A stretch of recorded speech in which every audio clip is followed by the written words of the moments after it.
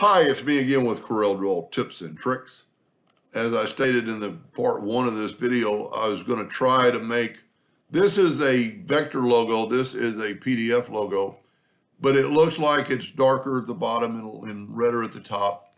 And because my logo here is a vector, we can do anything we want to it. Tell you what, let's get it right close to the other one. That's the advantage of doing something like this.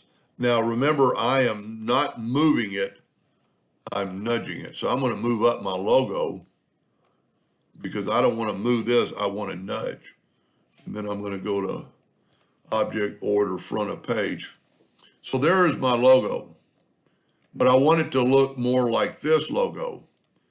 So there's a little bit of difference in the color.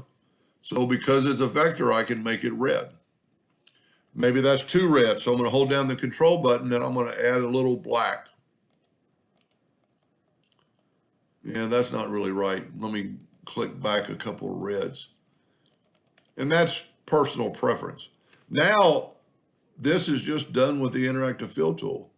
And because all those letters are connected, that's the way it's going to look. And then just grab black to put it up top. And now it looks totally different because of the gold, and we're going to put the gold back.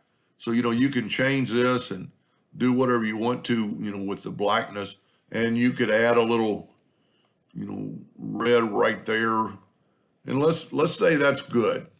Now, because we've nudged, we can nudge it right back. And look at that. And you can change, the gold. You can make the gold thicker, whatever you want to with it to make it look like the original logo. And I know this is for a printer, and I know nothing about printing, but that's pretty close and would give it some depth.